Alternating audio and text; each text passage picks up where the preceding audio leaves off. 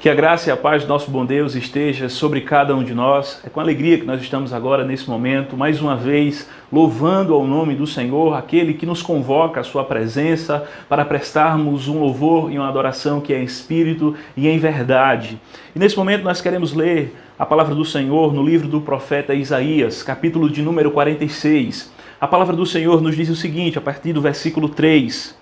Ouvi-me, ó casa de Jacó, e todo o restante da casa de Israel, vós a quem desde o nascimento carrego e levo nos braços, desde o ventre materno.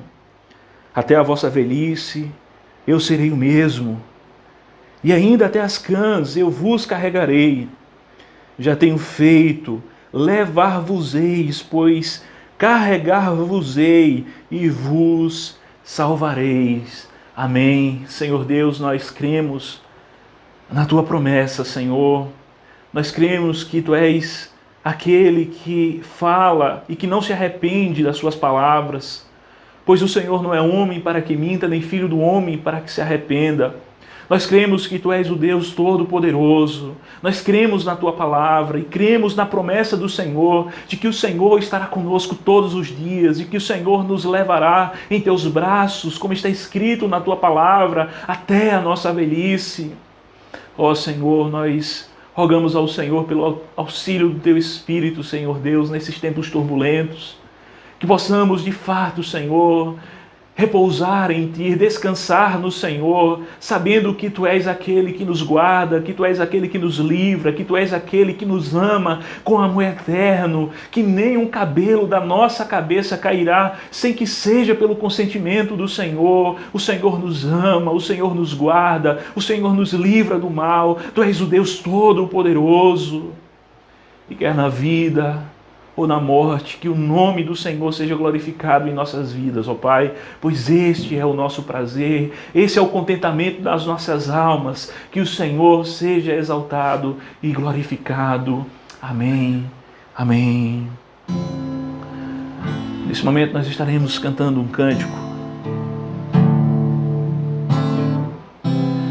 que certamente traz paz à nossa alma, que nos faz deleitarmos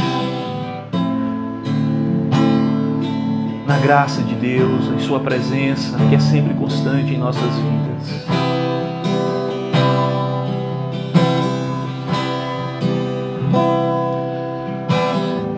Seguro estou nos braços daquele que nunca me deixou.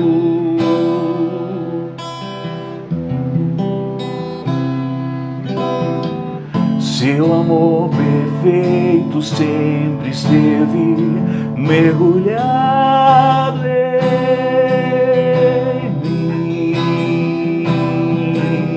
Se eu passar pelo vale, acharei conforto em Teu amor, pois eu sei que és aquele que me guardas, me guardas.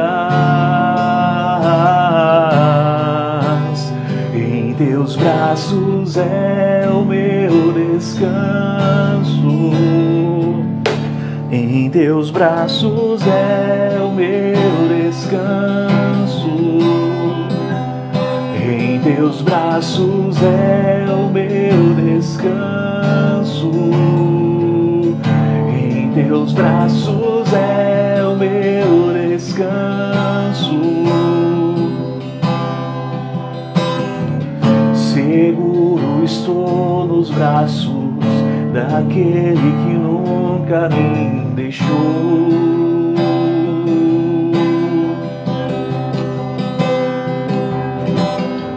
Seu amor perfeito sempre esteve mergulhado em mim.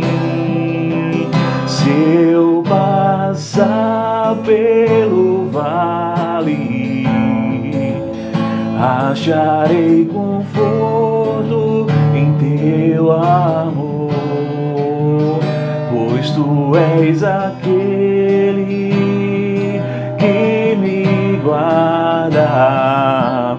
me guarda. Em teus braços é o meu descanso.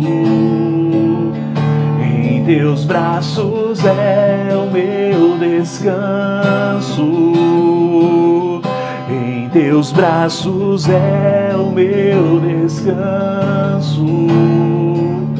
Em teus braços é o meu descanso.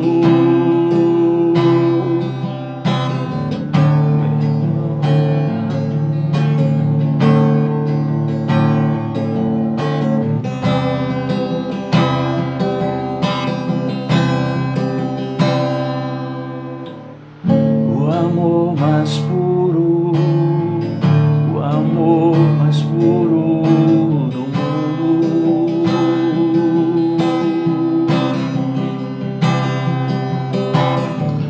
O toque mais puro, o amor mais seguro do mundo é o teu Jesus.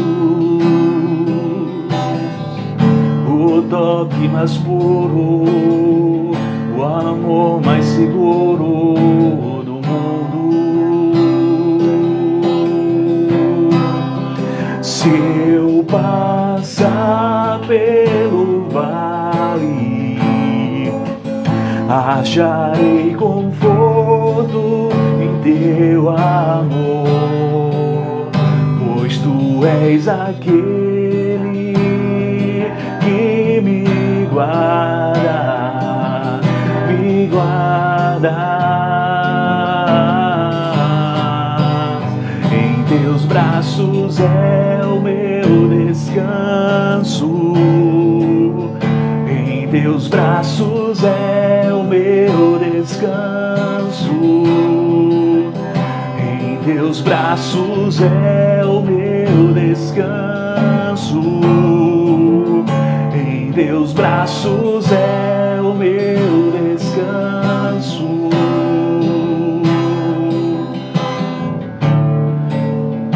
Seguro estamos em tuas mãos.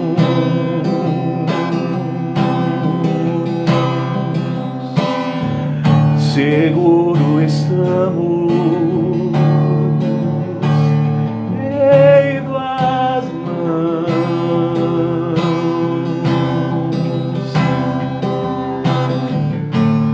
Ó Senhor,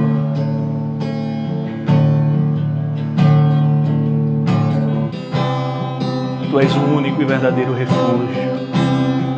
Ó Senhor Deus, no dia da angústia e da calamidade não existe outro lugar seguro. Ó Pai amado, não existe outro abrigo, só o Senhor é aquele que nos guarda, só o Senhor é o nosso castelo forte, só o Senhor é aquele que nos ama com amor eterno. Por isso nós podemos cantar e dizer que nós estamos seguros em Tuas mãos. Nós estamos seguros em Tuas mãos, ó Pai amado. Aleluias. Amém. A palavra do Senhor nos diz, no Evangelho de João, capítulo de número 10, a partir do versículo 27, do 27 ao 29, a palavra do Senhor nos diz o seguinte: as minhas ovelhas ouvem a minha voz, eu as conheço e elas me seguem. Eu lhes dou a vida eterna, jamais perecerão. Ninguém as arrebatará das minhas mãos. Meu Pai que me deu é maior que tudo, e da mão do Pai ninguém as pode arrebatar. Eu e o Pai somos um.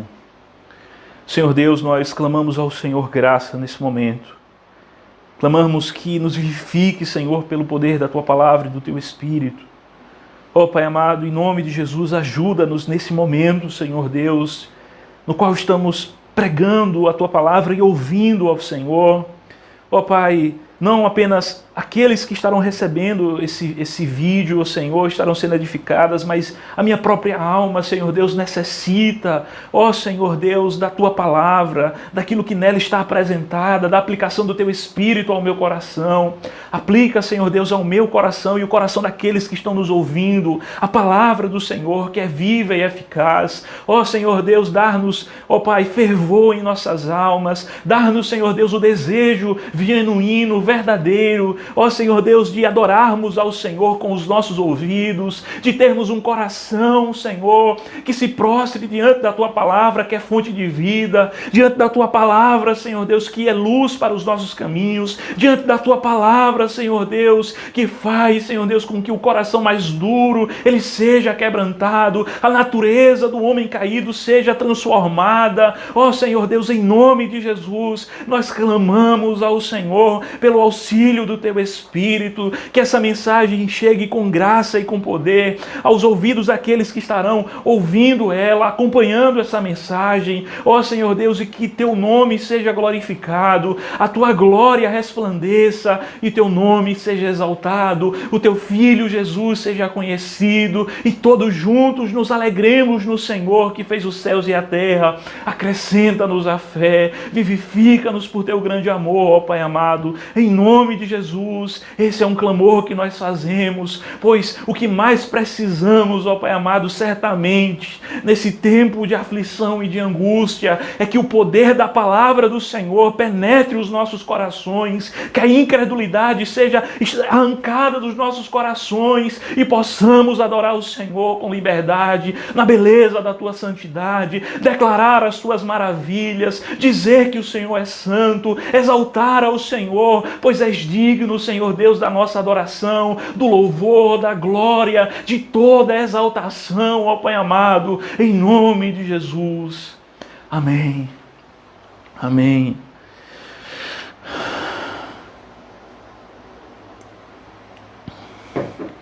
Amém, meus queridos, como nós temos nos propostos desde algumas semanas trazer mensagens que tragam refrigério à nossa alma, as mensagens que tragam esperança aos nossos corações.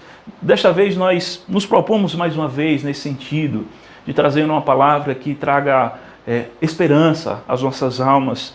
E nós estaremos refletindo justamente acerca de uma doutrina muito importante, que de tempos em tempos ela precisa ser reafirmada na Igreja do Senhor Jesus Cristo. Uma doutrina que certamente produz em nosso coração esperança, produz em nosso coração ao mesmo tempo a coragem e a ousadia e a vontade de servir ao Senhor com mais afinco, com mais ânimo, com um coração mais preparado para adorar ao Senhor.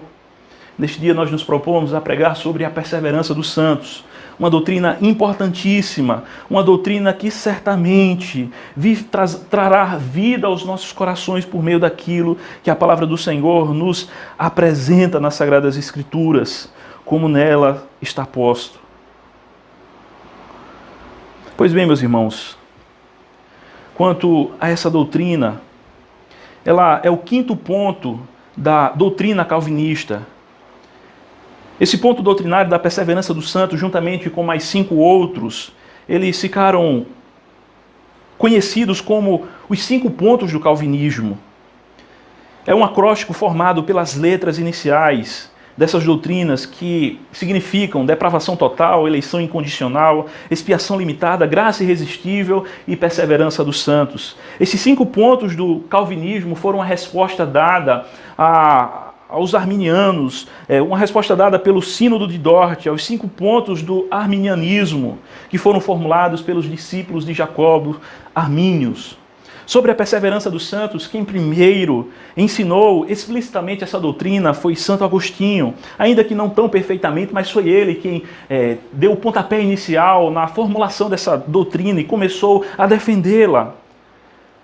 A Igreja Romana, a Igreja Católica Romana, com seu semi-pelagianismo, incluindo a doutrina do livre-arbítrio, ela negava essa doutrina, a doutrina da perseverança dos santos. No século XVI, quando aconteceu o grande avivamento da Reforma Protestante, quando aconteceu esse movimento de volta às Sagradas Escrituras, os reformadores restabeleceram essa doutrina, colocando-a no seu devido lugar.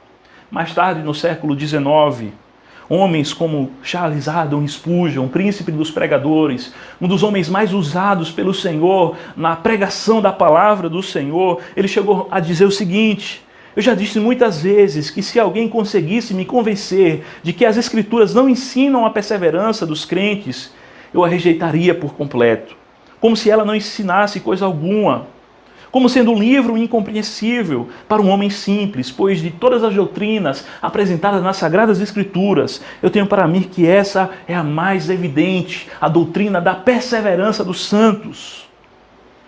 O texto das Sagradas Escrituras ao qual nós estamos diante dele é o quarto evangelho. É o evangelho que é descrito por alguns teólogos como o Monte Everest da teologia bíblica. É o mais teológico de todos os 4 evangelhos que nos é apresentados no Novo Testamento. E o propósito ao qual o apóstolo João escreve é justamente para que nós creiamos em Jesus. Esse é o propósito ao qual foi escrito esse evangelho. Esse evangelho foi escrito com este propósito.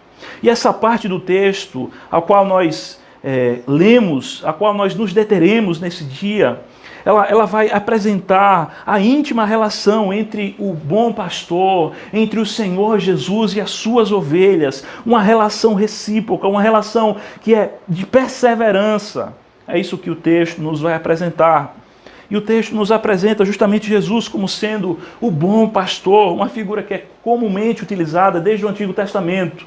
Os patriarcas se utilizaram delas, Jacó se utilizou dela, Davi também se utilizou dela, o salmista, Asaf, o profeta Isaías, o profeta Jeremias, o profeta Ezequiel. O povo de Deus estava habituado a olhar para o Senhor, para o seu Deus com essa perspectiva, para olhar para Ele como sendo o pastor das suas almas, olhando para Ele como aquele que de fato é aquele que provém as necessidades do seu povo. Era dessa forma que o povo de Deus sempre olhou para o Senhor desde o Antigo Testamento. E aqui nesse texto Jesus, ele vai aplicar essa figura do bom pastor a ele mesmo, e ele vai dizer que eu sou o bom pastor. Ele vai se apresentar como sendo o pastor supremo, como é descrito lá em Hebreus capítulo 13 e 20, ele é o grande pastor. O Senhor Jesus, ele é o supremo pastor, como está escrito lá em 1 Pedro capítulo 5, versículo 4. E é deste o supremo pastor a qual o texto, a qual nós nos deteremos nesse dia, se refere. Ele se refere ao supremo pastor, o Senhor Jesus, e bem como as suas ovelhas e as atitudes que essas ovelhas elas precisam ter em relação ao seu pastor.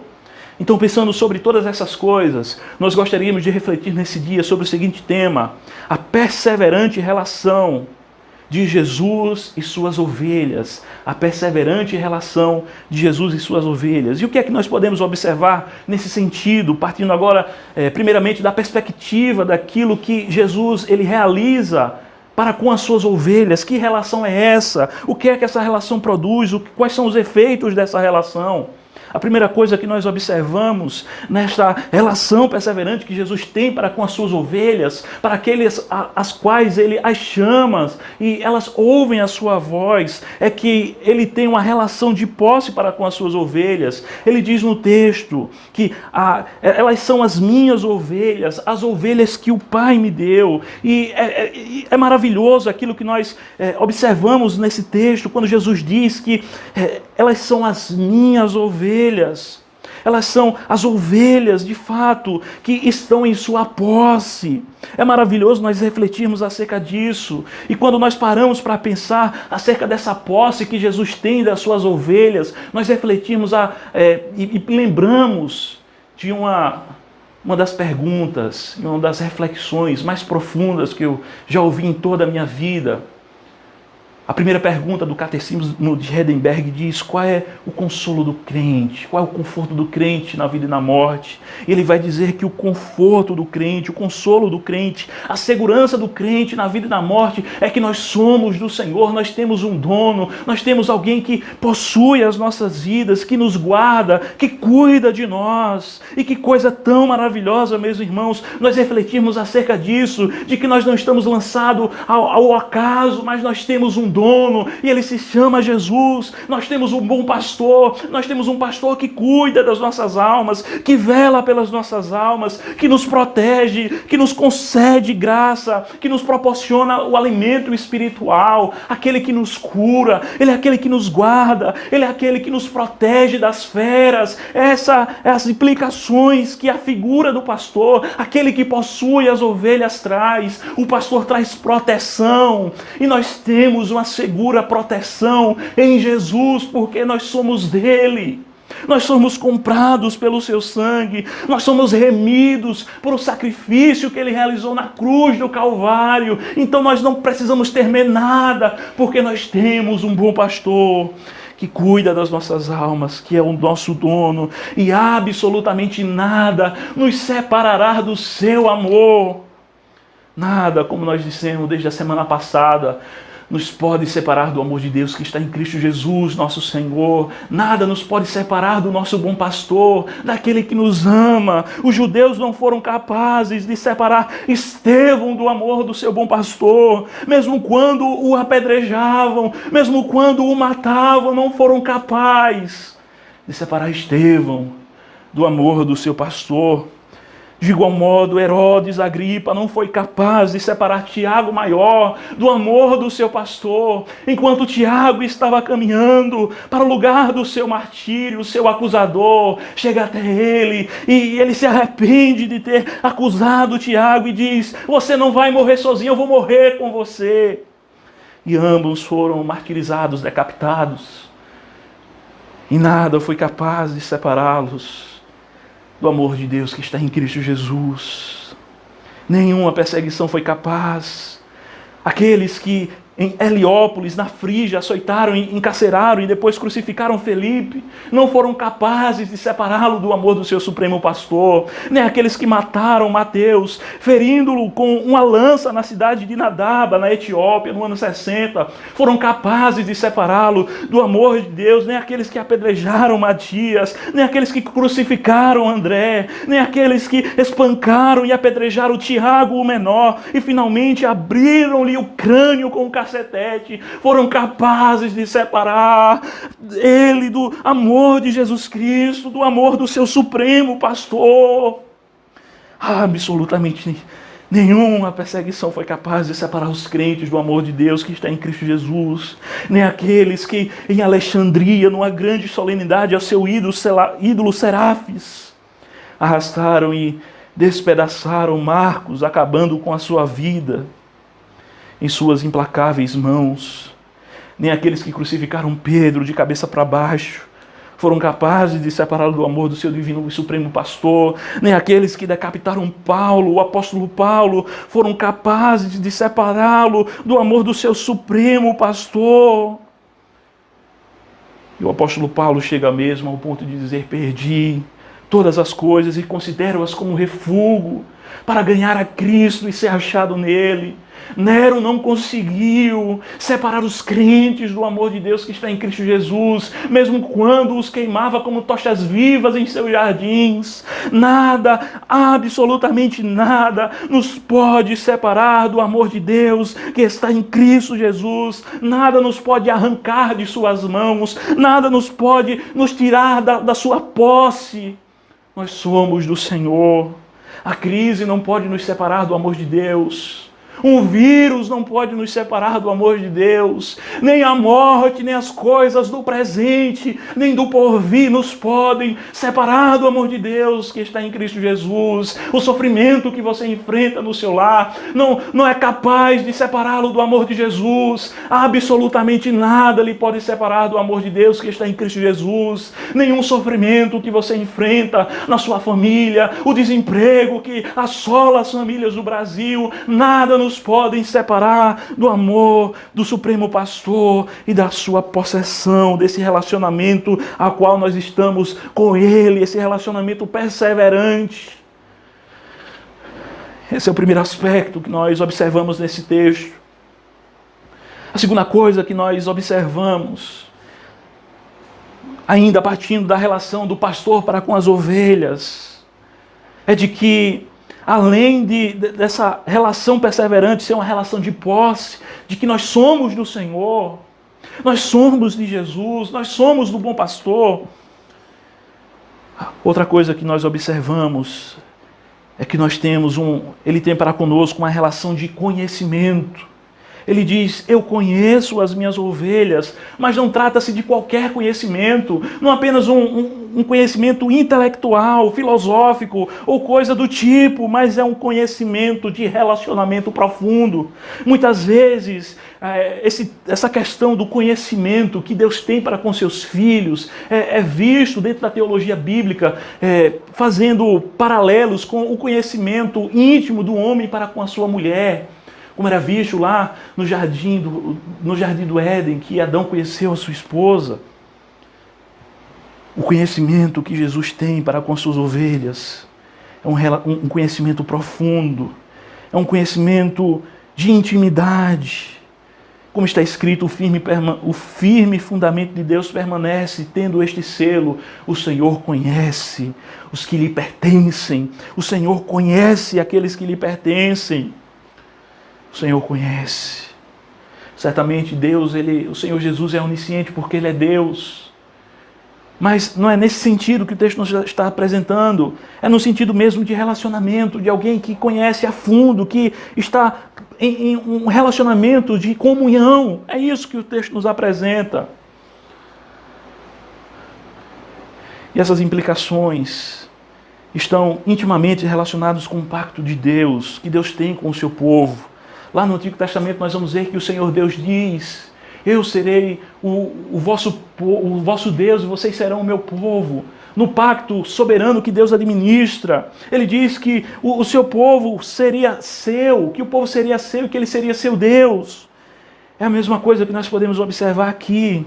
Nós somos de Jesus, nós estamos no pacto da nova aliança, que foi firmada e fundamentada no próprio Jesus. E nada pode quebrar esse pacto, nada pode anular esse pacto que é unicamente fundamentado na soberania de Deus, na imutabilidade de Deus. O pacto que permanece de pé, tendo o Senhor Jesus mesmo como o sustentador desse pacto. O Senhor Jesus está sustentando essa aliança, esse pacto, esse relacionamento, manifestando-nos um amor infinito, manifestando-nos graça, manifestando-nos as implicações que são vindas desse pacto, manifestando a sua graça, o seu amor que é infinito, do Deus que amou o mundo de tal maneira que enviou o seu Filho para nos dar salvação e a vida eterna, do Deus que nos ama com amor eterno.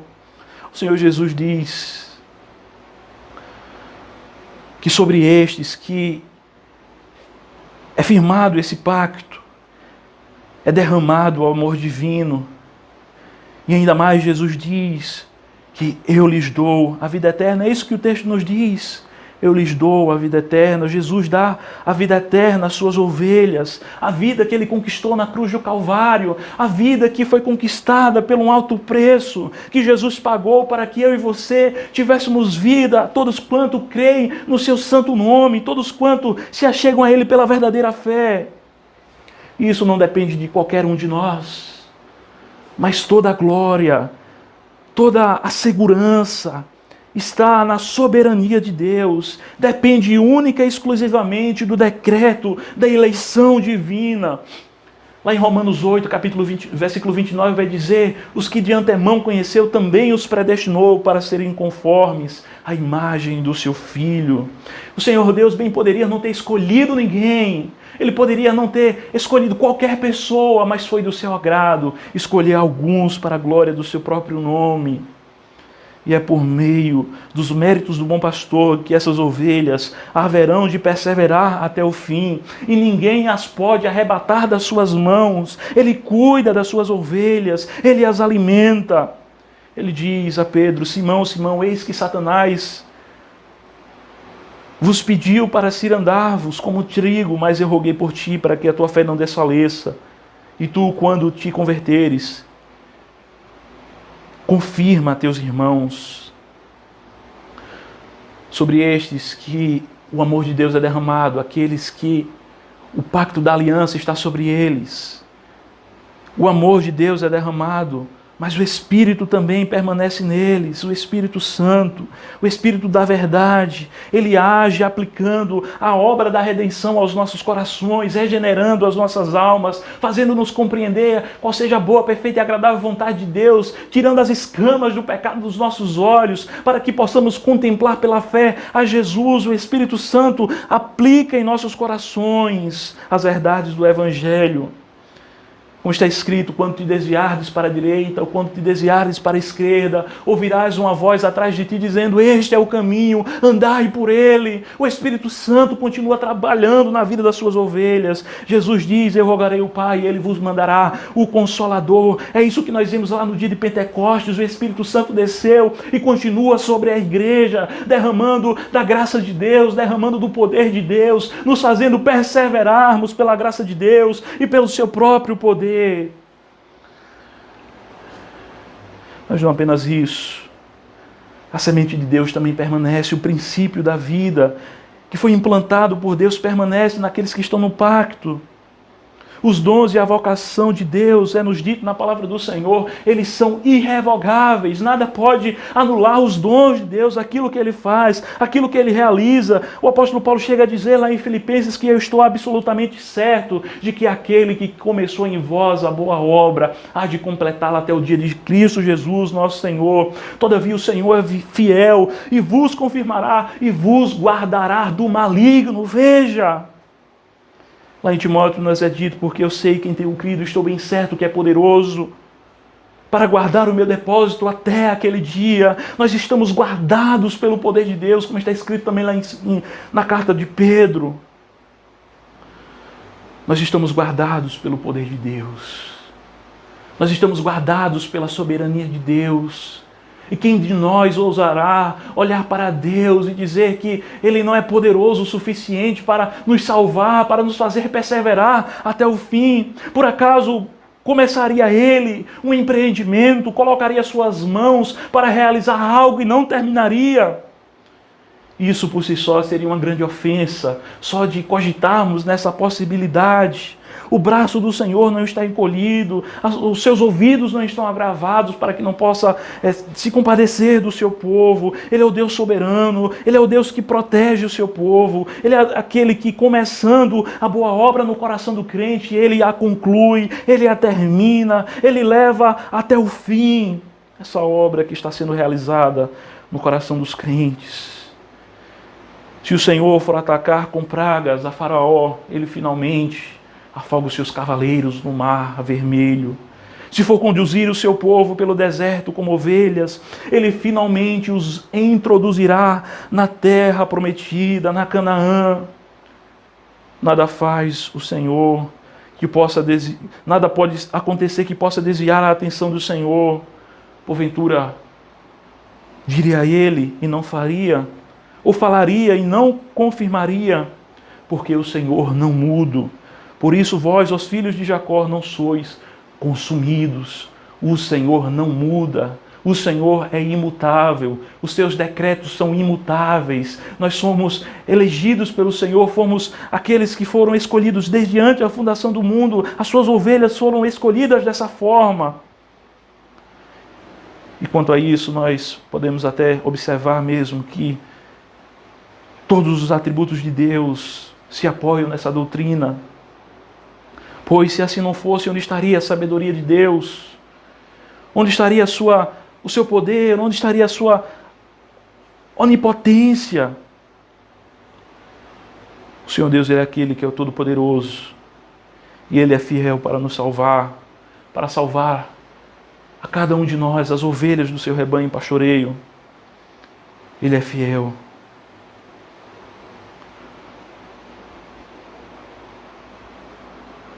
A palavra do Senhor ainda nos diz, ainda fazendo menção do livro lá do Antigo Testamento, lá em Jó, que o justo seguirá o seu caminho firmemente e o puro de mãos irá crescendo em força.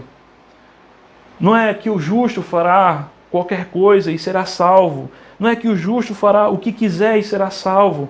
Mas ele seguirá o seu caminho de santidade e de justiça.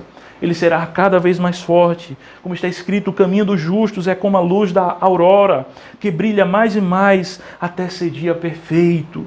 Aqueles que estão dentro desse relacionamento com o Senhor, esse relacionamento perseverante, esse relacionamento pactual, esse relacionamento de posse, eles a cada dia estão santificando as suas almas, estão se aperfeiçoando em graça.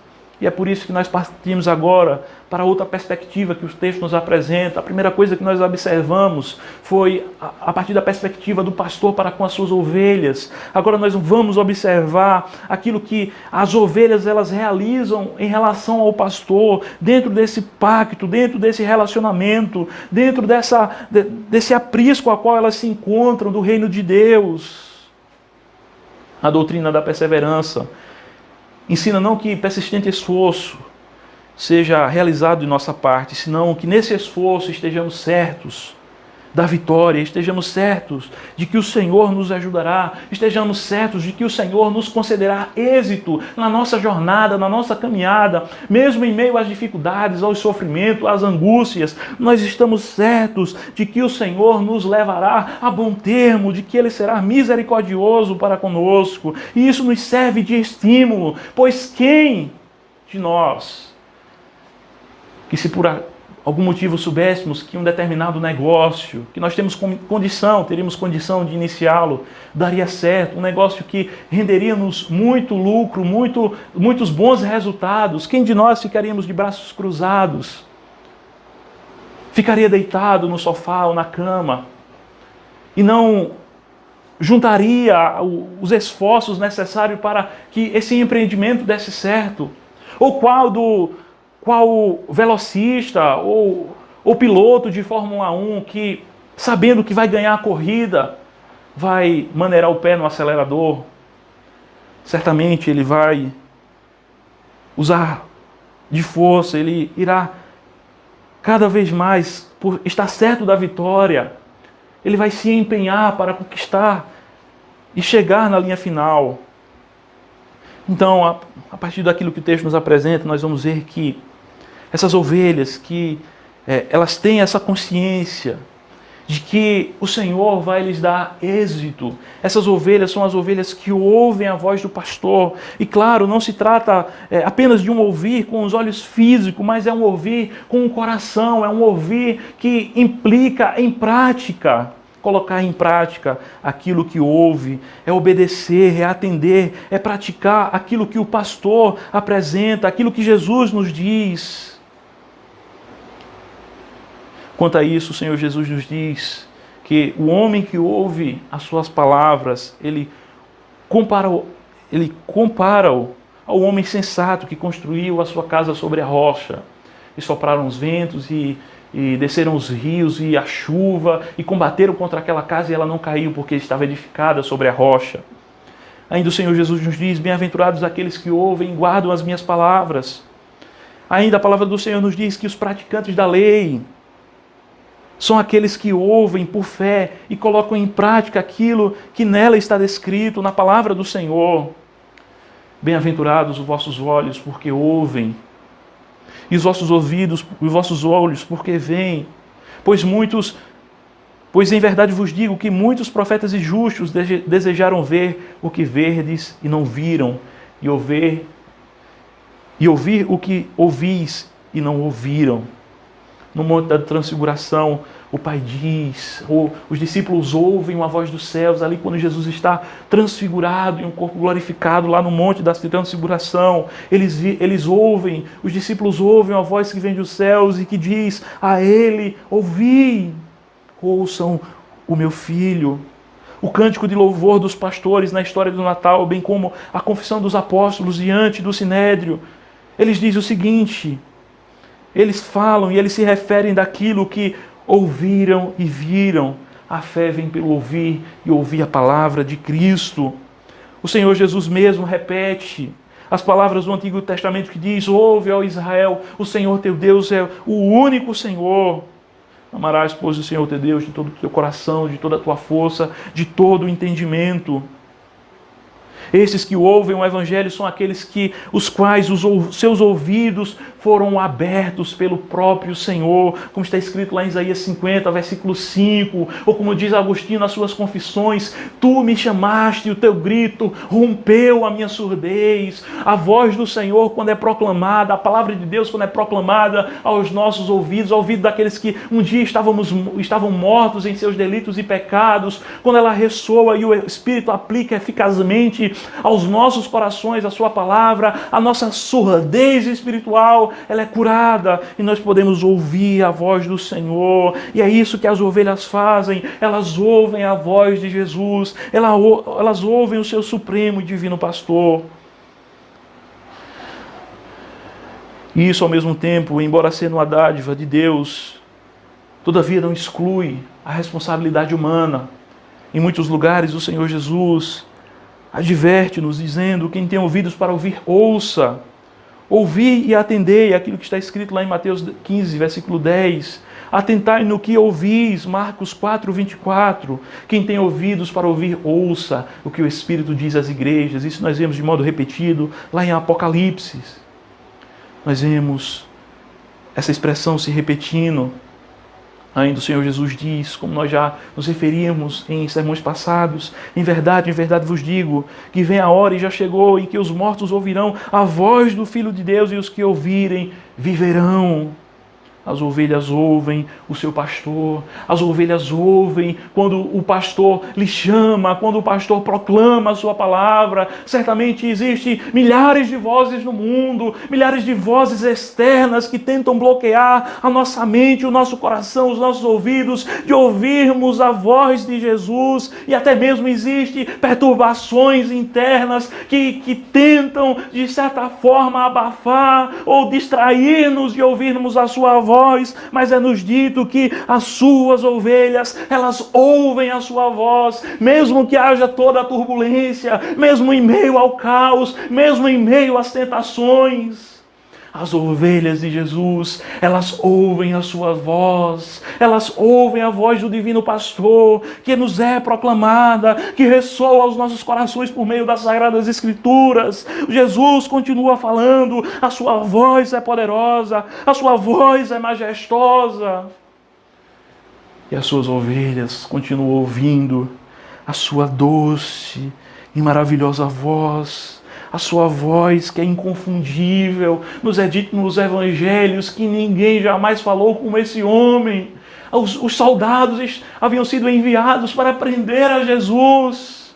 Mas então eles voltam sem Jesus, e quando questionado por que eles não prenderam Jesus, eles dizem: ninguém jamais falou como esse homem. Ele é aquele que fala e os mortos ressuscitam. Como nós vimos semana passada, ele diz: Lázaro, sai para fora, e Lázaro atende a sua voz. Ele é aquele que fala e os surdos ouvem, os cegos enxergam, os mudos falam. O evangelho é proclamado aos pobres, aos angustiados, aos amargurados, aos pobres de espírito. Jesus fala e as suas ovelhas ouvem.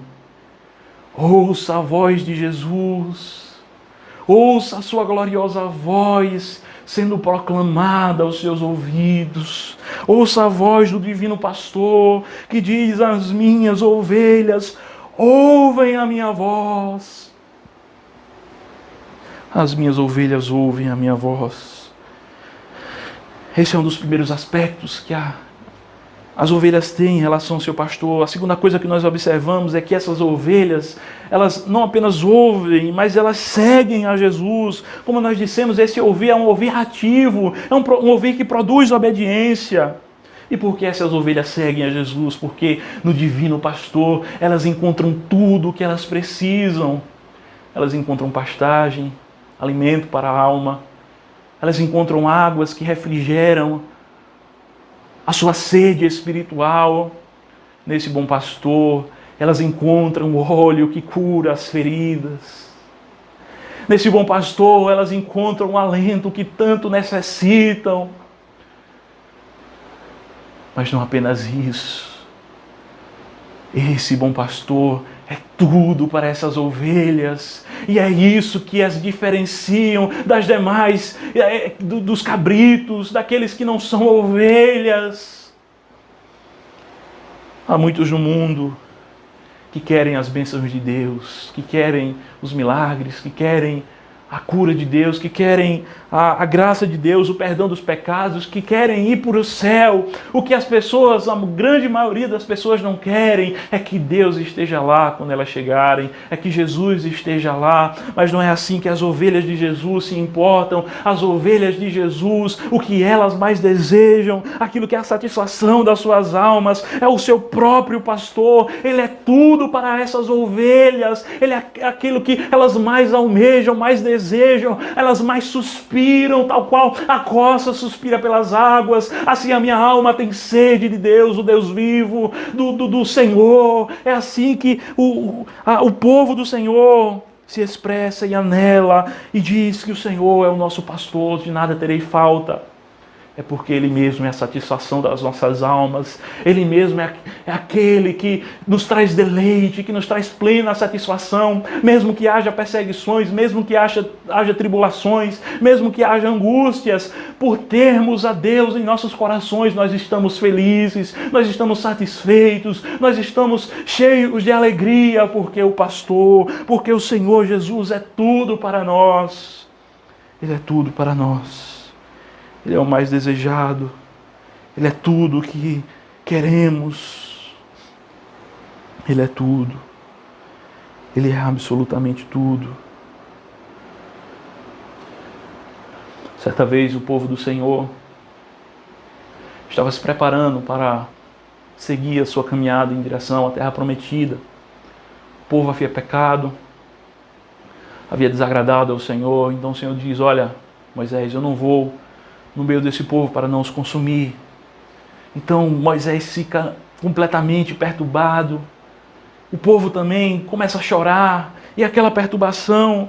E o que Moisés diz diante do Senhor é: não nos faça subir sem a tua presença. Não nos faça subir sem a tua presença. Nenhum anjo, nenhum querubim, nenhuma criatura pode substituir a presença de Deus.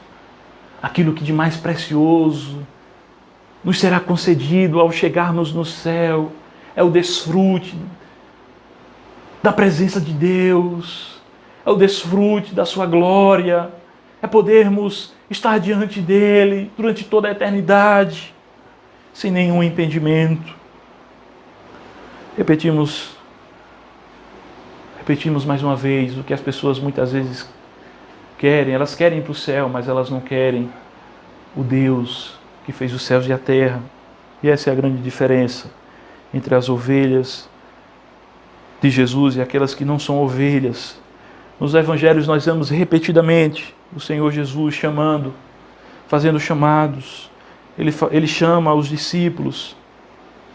Nós vemos lá em Mateus capítulo 9, que Jesus, passando dali, viu um assentado na alfândega, um homem chamado Mateus, e disse: segue-me.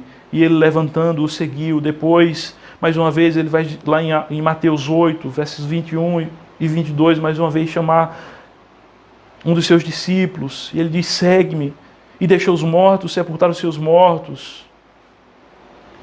Andando junto ao mar da Galileia, vi Simão e André e um irmão que lançavam a rede ao mar, pois eram pescadores. E Jesus lhe disse: vinde após mim, eu vos farei pescadores de homem. E deixando logo as suas redes, o seguiram. É isso que as ovelhas fazem, elas seguem a voz do seu pastor. E passando dali um pouco mais adiante, viu Tiago, filho de Zebedeu, e João, seu irmão, que estavam no barco consertando as redes, e logo o chamou. E eles, deixando o seu pai Zebedeu no barco com os jornaleiros, foram após ele. Dizia Jesus a todos: se alguém quiser vir após mim, negue-se a si mesmo e tome a cada dia a sua cruz, porque qualquer que quiser ganhar a sua vida, perdê-la-á, mas qualquer que por amor de mim perder a sua vida, salvará. Não é tolo aquele que abre mão do que não pode reter para ganhar aquilo que não pode perder. É isso, essa foi uma das palavras memoráveis de um dos grandes missionários da Igreja do Senhor Jesus Cristo. Não é tolo aquele que abre mão daquilo que não pode reter para ganhar aquilo que não pode perder. Não é tolo abrirmos mão do pecado, não é tolo abrirmos mão dos prazeres desse mundo, da concupiscência da carne e dos olhos, de tudo aquilo que é uma afronta a Deus. Não é tolo abrir mão dessas coisas para ganharmos aquilo que nós não podemos perder, a salvação que está em Cristo Jesus, as bênçãos que provêm do seu grande amor. Não é tolo abrir mão do nosso egoísmo, não é tolo abrir mão da maldade dos nossos corações, não é tolo abrir mão do amor ao dinheiro para ganharmos a Cristo e sermos achados nele. Para sermos achados nele. Certamente, se nós pudéssemos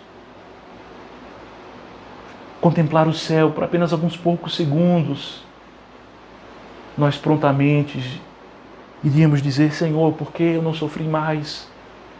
Por que eu não me entreguei mais? Por que eu não me dei mais? Por que eu não busquei mais ao Senhor?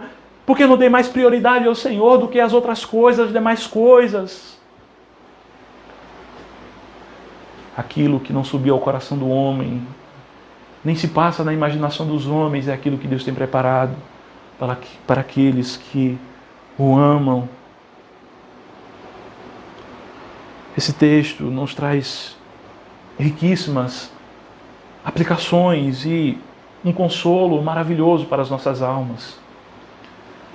É maravilhoso, em meio a esses tempos turbulentos, nós refletirmos sobre o fato de que nós somos de Jesus, de que nós somos parte da sua possessão, de que nós somos aqueles que fazem parte do prêmio que Deus deu ao seu Filho por aquilo que Ele conquistou na cruz do Calvário. Como é bom sabermos que não estamos lançados ao acaso. Como é bom sabermos que não somos fruto de uma obra do acaso, mas que nós temos um dono, que nós pertencemos a Jesus. Como é bom saber que Jesus, Ele se relaciona dessa forma conosco e que jamais Ele nos abandonará. Ele diz que aqueles que o Pai me deu, jamais Ele lançará fora. Ele diz que ninguém nos pode arrebatar das suas mãos. Como isso é bom e é maravilhoso. Como isso traz calma ao nosso coração, refrigério, diante de toda e qualquer crise, diante de toda e qualquer tribulação, diante de toda e qualquer pestilência, diante de toda e qualquer crise, diante de toda e qualquer angústia. Nós somos do Senhor, nós somos do Senhor. Ele é o nosso pastor, Ele é aquele que nos chama, Ele é aquele que proclama a sua palavra e nós a ouvimos de coração pronto, de coração grato, com prontidão. Nós ouvimos a sua palavra como ovelhas. Que possamos continuar dando ouvidos à palavra de Jesus, não apenas nesse tempo de tribulação e angústia, de pandemia, de crise, mas em todo e qualquer tempo. Que possamos continuar dando ouvidos à palavra de Jesus, aquele que é o nosso pastor, aquele que nos chama eficazmente, aquele que nos congrega em seu aprisco, aquele que cuida de nós. Que possamos continuar perseverando na nossa caminhada cristã, sabendo que nós somos do Senhor, que nós somos as suas ovelhas e rebanho do seu pastoreio. Nós iniciamos essa mensagem de hoje falando sobre as palavras de Spurgeon, que diz que se alguém conseguisse convencê-lo de que as Escrituras não ensinam sobre a perseverança dos crentes, ele a rejeitaria por completo como sendo algo incompreensível para um homem simples, pois de todas as doutrinas, para Spurgeon esta parecia ser a mais evidente, e ninguém jamais foi capaz de convencer Spurgeon acerca dessa doutrina da perseverança dos santos. E nós temos certeza de que aquilo que nos foi apresentado nesse dia certamente nos foi suficiente para acreditarmos nessa doutrina e sabermos que pela graça de Deus, todos quanto verdadeiramente creem em Jesus, nós iremos perseverar até o fim. Então que o Senhor nos abençoe e que Ele nos conceda mais oportunidades de estarmos ouvindo a Sua palavra, de estarmos refletindo no Seu Evangelho, em nome de Jesus. Pai amado, nós te agradecemos pela Tua palavra, Senhor. Ao Senhor toda honra, toda glória e todo louvor, em nome de Jesus. Amém. Amém.